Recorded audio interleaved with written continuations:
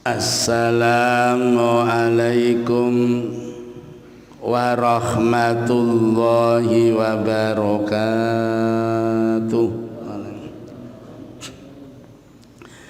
Bismillahirrahmanirrahim. Alhamdulillah. Alhamdulillahilladzi ahyana ba'dama amatana wa ilaihin nusyur. Qala an-nabi hubbiba ilayya min dunyakum salasun at-tibu wan nisa'u wa ju'ilat qurratu aini fis shalah. Al-hadis au kama qala.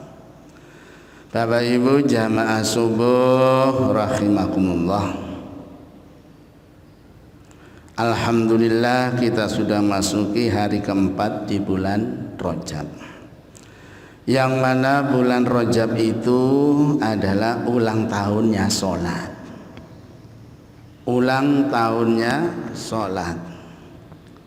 Kemarin sudah kita bahas tentang manfaat, fadilah dan keutamaan sholat yang keenam.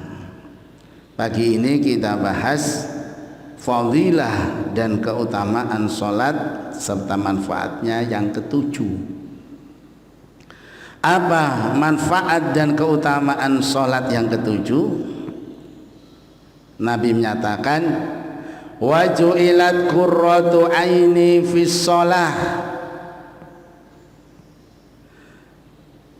dan tempat hiburanku yang menyenangkan aku, kata Nabi, adalah fis shalah. Jadi hiburannya Nabi itu, rekreasinya Rasulullah itu sholat. Makanya hadisnya itu hubbiba ilayya min dunyakum salasun. Di antara duniamu ada tiga yang dititahkan untuk menyenangkan kepadaku. Rekreasinya Nabi, pertama bau harum, kedua adalah istrinya an-nisa, perempuan, dan yang terakhir waju'ilat qurratu aini fis shalah. Jadi sholat itu rekreasi yang tingkat tinggi bagi umat Islam. Sumpek sholat, ya, mengalami galau sholat 2 rakaat, sholat hajat. Jadi sholat, apalagi sholat berjamaah, itu adalah rekreasi rohani yang paling berharga. Nah, kita minimal mencontoh Rasul ketika mengalami permasalahan kok rada sumpek sholat. Insya Allah wong ini Nabi yang bicara, wa qurratu aini fis shalah. Jadi sholat itu adalah refreshing rohani yang paling tinggi tingkatannya. Itu yang ketujuh. Yang kedelapan, manfaat dan keutamaan sholat. Seorang dokter dari Malaysia, Dr. Romli, pernah meneliti tentang pengaruh sholat di dalam kesehatan. Beliau menyatakan dalam bukunya Al-Islam, olahraga yang paling sempurna di dunia ini, beliau menyatakan ada namanya yoga, ada yang namanya olahraga kehamilan, ada yang namanya olahraga jasmani, tenaga dalam, dan seterusnya. Itu tidak bisa mengalahkan gerakan dalam sholat. Beliau menyatakan olahraga yang paling sempurna itu ada di dalam sholat. Beliau menjelaskan gerakan sholat itu mencapai 180 derajat, separuh lingkaran. Berdiri, kemudian rukuk. Nah, rukuk sudah 80 derajat. Sujud, nah ini sudah 180 derajat gerakannya.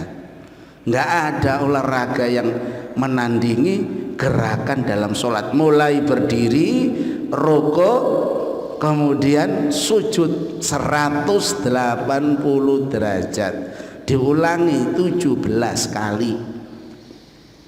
Nah ini diulangi sehari semalam 17 kali. Makanya Bapak Ibu, kalau memang sholatnya itu rukuknya betul, sujudnya betul, berdirinya betul, insya Allah penyakit-penyakit jasmani itu otomatis netral.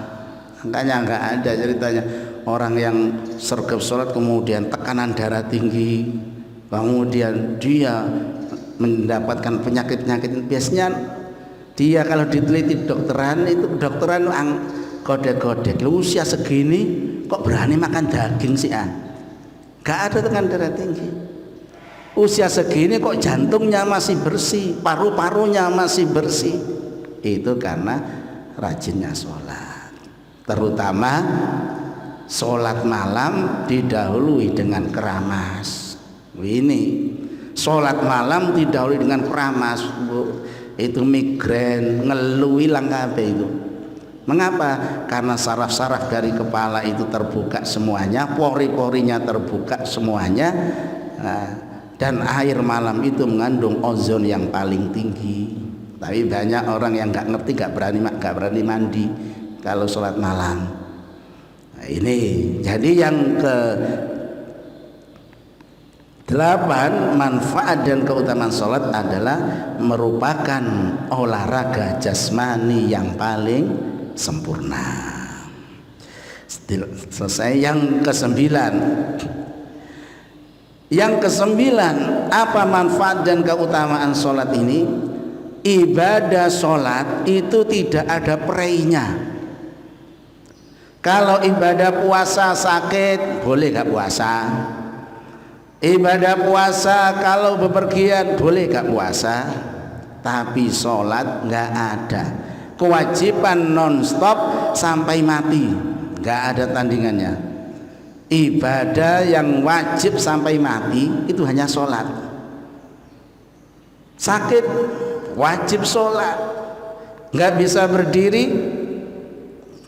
ya duduk, nggak bisa duduk berbaring, nggak bisa berbaring ya isyarah, nggak bisa isyarah disolati. Jadi mati itu masih wajib sholat, tapi karena nggak bisa sholat akhirnya disolati. Makanya sholat mayat itu hukumnya wajib, tapi wajib kifayah. Wajib kifayah itu boleh diwakili oleh sebagian orang, tapi wajib bagi orang Islam. Ini merupakan kewajiban yang sempurna, mulai diwajibkan sholat usia balik sampai mati masih wajib sholat. Dan yang terakhir, yang ke-10, sholat itu merupakan wasiat Rasulullah terakhir.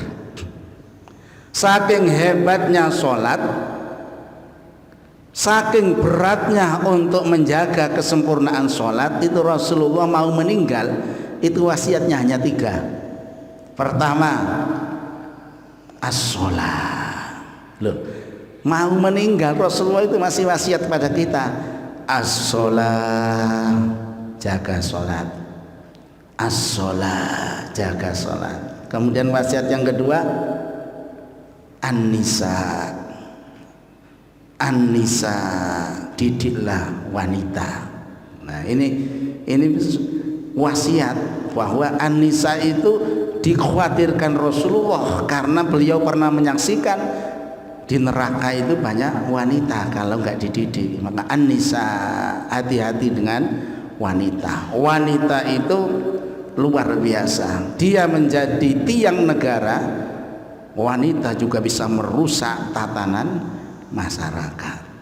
Kemudian wasiat yang ketiga Rasulullah ketika mau meninggal, ummati, ummati, umatku, umatku.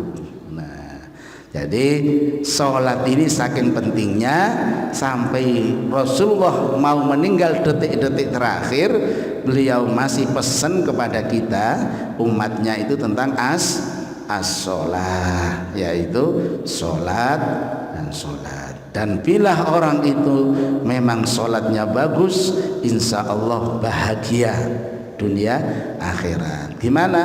Allah sudah menjamin, qad aflahal mu'minuna alladzina hum fi sholatihim khashi'un. Sungguh bahagia, sungguh tentram, sungguh tenang sakinah hati umat Islam itu kalau sholatnya sudah baik. Demikian Bapak Ibu kajian pagi ini tentang keutamaan fadilah tentang sholat. Insya Allah besok kita lanjutkan cara-cara bagaimana sholat kita bisa khusyuk. Mari tutup kaji kita dengan doa kafaratul majlis. Subhanakallahumma wa bihamdika asyhadu an la ilaha illa anta astaghfiruka wa atubu ilaik. Alhamdulillahi rabbil alamin. Alhamdulillahi rabbil alamin. Alhamdulillahi rabbil alamin. Assalamualaikum warahmatullahi wabarakatuh.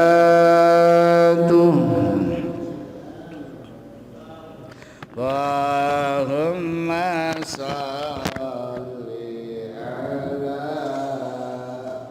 Muhammad ya